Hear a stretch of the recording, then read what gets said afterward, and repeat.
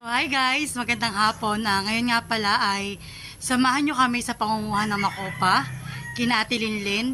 Bali nagpaalam nga pala ako kahapon. Nung isa pa ay ngayon laang matutuloy at kami po medyo busy ng kaunti. So tara po at samahan nyo po kami. Kami po naglalakad papunta sa kanila.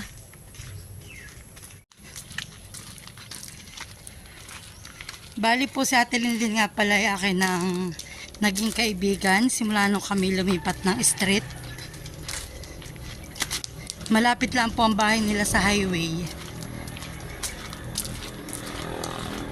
Ayun po ang puno ng makopa. Nandiyan ang mama? Sa bayan po. Dito rin sila magdadasal. So ayan, at habang wala pa si ate, ay binibidyo ko na muna itong mga makopa.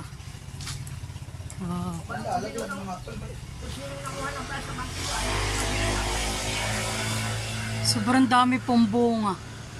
Ay, dami na kuha na lang. Ang hirap. Hutok na hutok po sa bunga.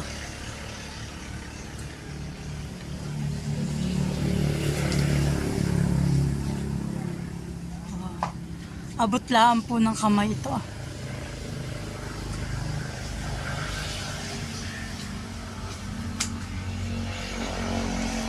Sarap. At talagang kimbil-kimbil.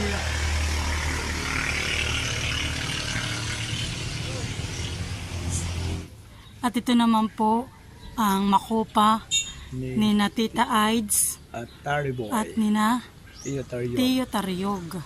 Ayan, dami. Walang kabunga-bunga. Grabe po. Hutok sa bunga. Oo, at talagang ay lalaki. Kanina sila Jacob. Sarap. Abay, kung sino nakuha na ito. Ayan po at umakit na po si Makoy. Ayan nga. Ay, sino po naman ang Lola? Kami kanina. Ibibigay ko na siya sa Ito po si Lola Lunding. Naalala ko po nung kami bata pa, ito po yata yung pinakamatandang bubon. At dito pa po kami nag-iigib dati. Isa sa pinakamatandang bubong. Ito po Naalala ko po nung kami bata pa, dito po kami naigib ng inumin. Mali, di kagandahan naman itong ano lang ito, walang uod. wala lang. Hindi siya nagkakaud. Dali lulahan eh. Hindi ito nagkakaud. Baka nun mabasil, mahal. Nangaset ka ako kanina din. Ha? Titikim po tayo. Pipitasin natin ang isa. Malalaki pala o sa bubungan.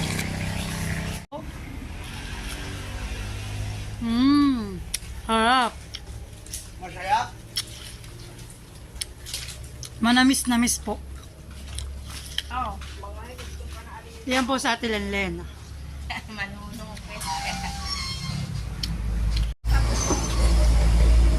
Aba, sa gabi na kay Maki, itla kagawa ng mga Paniki! Dito atilin. naglalaglagan sa bubong. Napakatamis po. Mahal. Eh. Yan po, at aming sasalin. Wow, mahal, gaganda na ito. Wait lang. Hinog na. Nalalaglag nga. Wait lang ha, kailangan. Sarap. Malalaki pati. Kaya nga pinipili natin. At yung dalawang araw na lagi yung gusto natin yan eh. Gawa ko ng overripe siya. Okay na. Aba. Now overripe pa.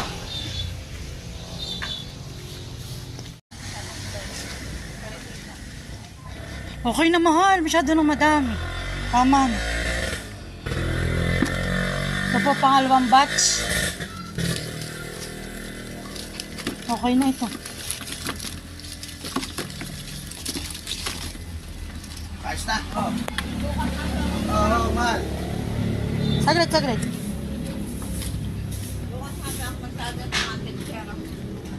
Na. Sobrang sarap po.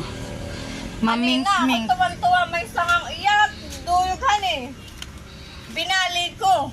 Oh. Adi, Alam mo, makakadala ka ng madami sa ganun. Malalaglag di. pinatong ko din sa zero kasi dyan lang. Talagang pumpasyahan pa siya ng pangunguha dun ah. At sobra po talagang dami. Hindi nga sinusong kita eh. Oh. Ilagay mo na doon. Gusto yung pinkan eh. Tama na po. Ay ano ka, Mas marami pa laglag. Itong puno, magandang tingnan. At nadali pa ang nakuha kanina. Dami. Papamigay natin ito sa mga bata sa Ilaya. Ha? Wala lula, pamblog lang. Pag video lang lang. Thank you so much po. Ayan. Nakadami kami nakuha. Kami na sino kasama ko?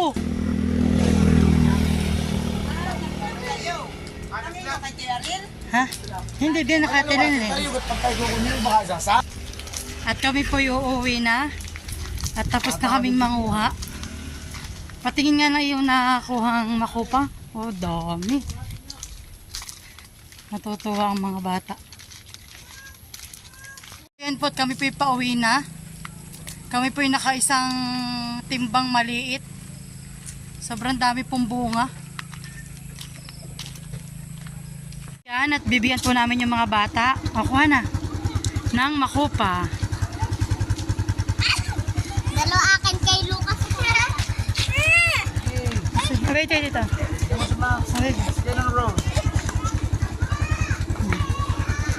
Tawan-tawa sila. Ah, masarap. Matamis daw.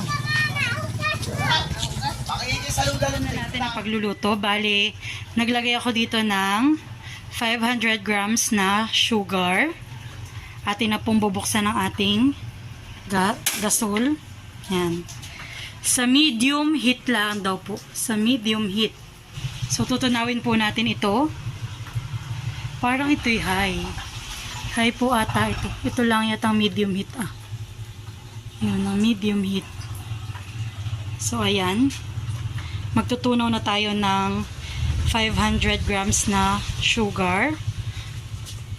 At dito naman po sa aking harap, meron ako dito naka-prepare na 500 ml na tubig. Bali po kapag natunaw na po yung ating sugar, atin na po ilalagay yung 500 ml na tubig. Ayan po, at ating hahaluin ang hahaluin hanggang sa matunaw na po ang asukal. Wow, nagpa-brown na siya.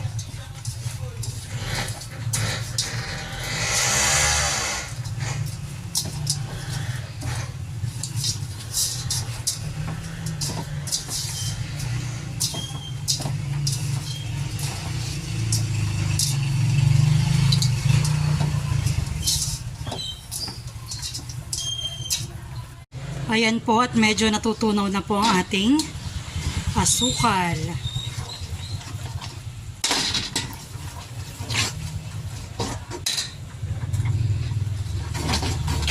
Halo lang po ng halo. Dahil po kapag hindi po ito hinalo ay masusunog ang ilalim.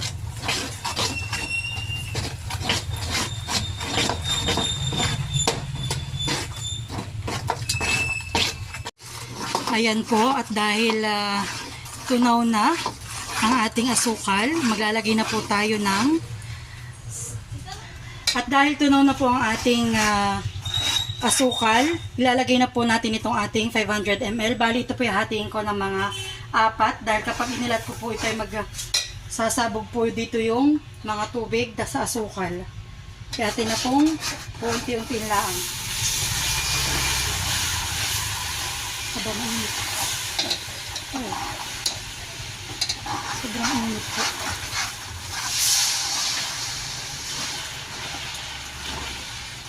Yan, halo lang po ng halo. Nabubuo-buo na po. Lagay po ulit natin.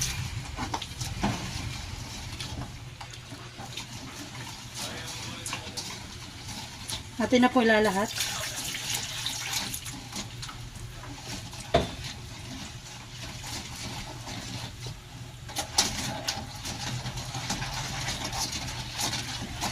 Atin po ito itong hahaluin hanggang sa matunaw na itong asukal. Okay na ba yun? So, ayan po at may kaunti na lang na hindi pa natutunaw. Ayan po, atin pang tutunawin. At okay lang po maski ganito pa yung kanyang consistency. Pag ito po ay lumamig na, ay siya po ay lalapot na para pong honey. Ayan.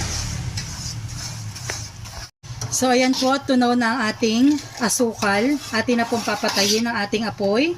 At atin na pong papalamigin hanggang sa maging malapot na. Ayan. Mamaya ko po ipapakita kapag yung malamig na.